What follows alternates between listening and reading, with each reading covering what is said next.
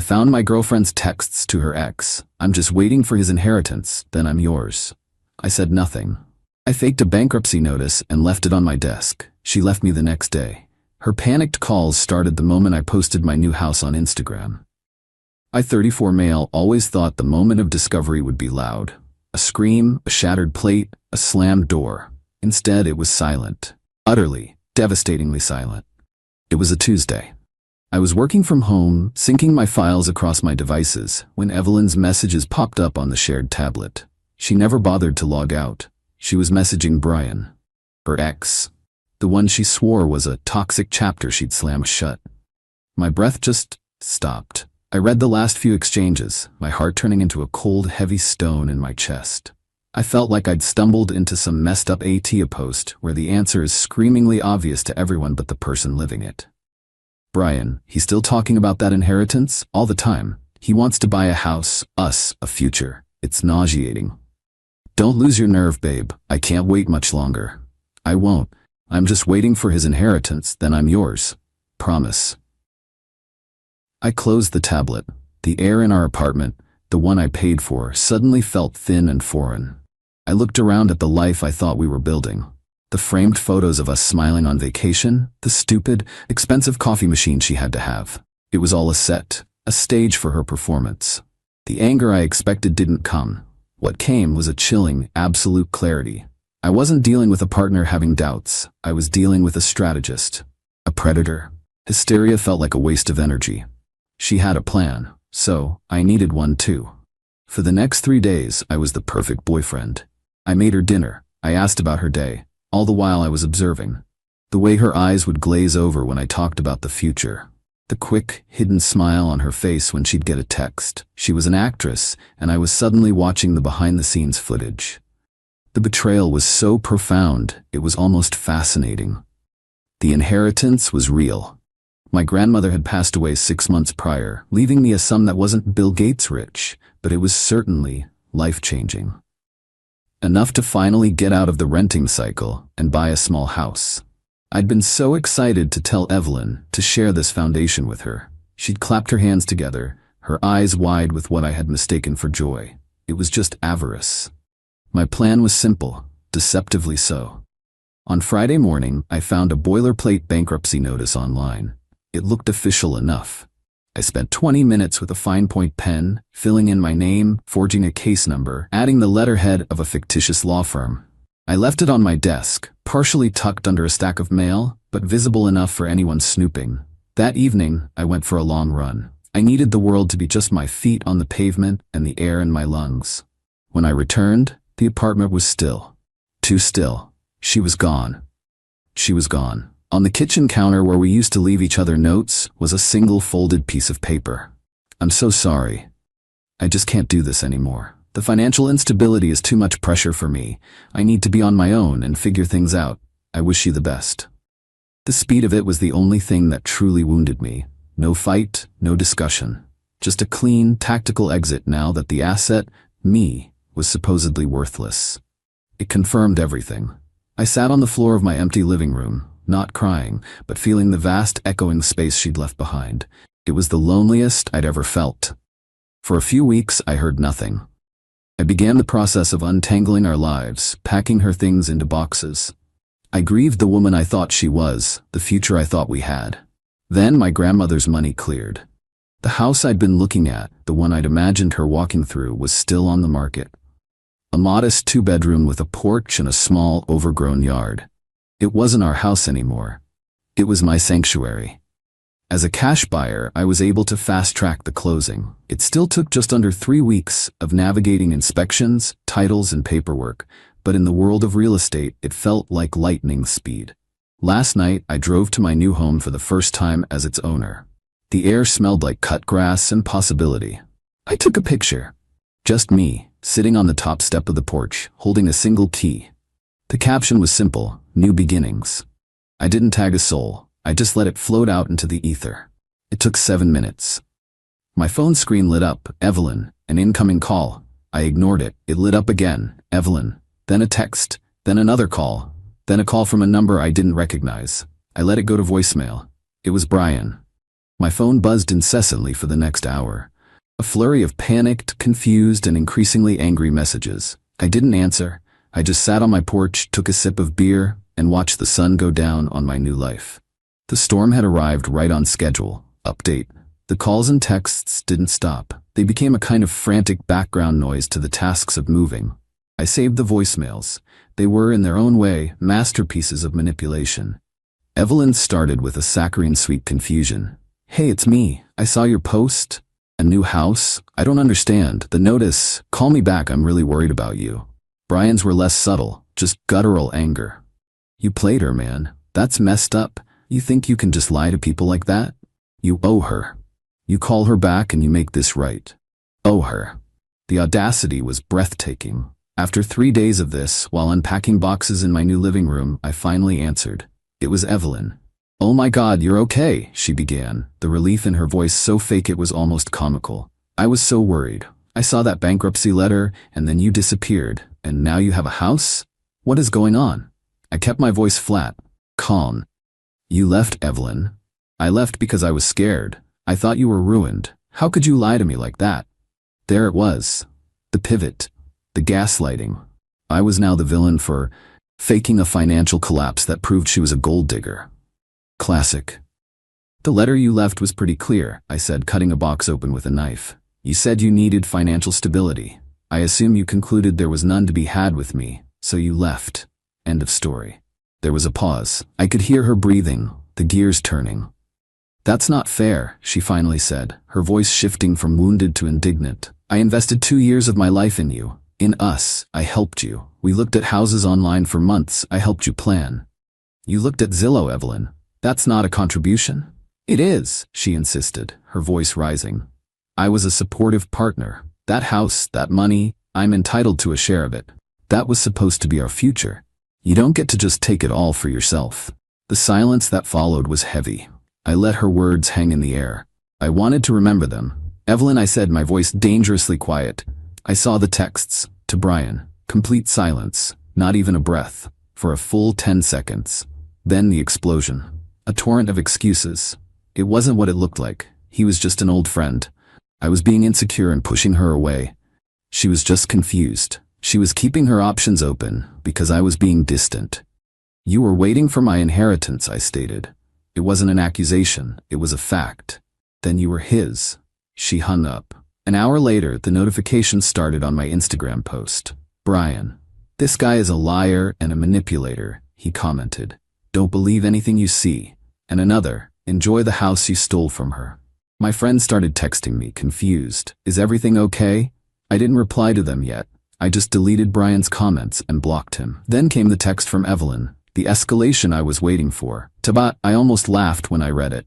"I'm talking to a lawyer. I'm going to sue you for my share and for the emotional distress you caused me by lying. You'll be hearing from my attorney." I read the text, and for the first time, a real smile touched my lips. It was perfect. She was so blinded by her own greed she couldn't see the hole she was digging. I spent the rest of the evening setting up my new Wi-Fi and methodically removing her from every account we shared. Netflix, Spotify Premium, Amazon. A digital exorcism. Each click of the mouse felt like a small, satisfying victory. The last thing I did before bed was call my old landlord about the apartment. I needed to get my security deposit back. All $2,850 of it. Update: the official-looking envelope arrived in my new mailbox. She'd actually done it. Evelyn had filed a small claim suit against me for $5,000. I read the filing, standing in my sun-drenched kitchen. The sheer nerve was almost admirable. The claim listed compensation for services rendered in financial and future planning, and emotional damages resulting from deceptive and manipulative practices. She was framing my quiet little test as a malicious scheme to emotionally torture her. But that wasn't the only problem. My old landlord had called me back, his voice thick with apology. The $2,850 security deposit had already been paid out. To Evelyn.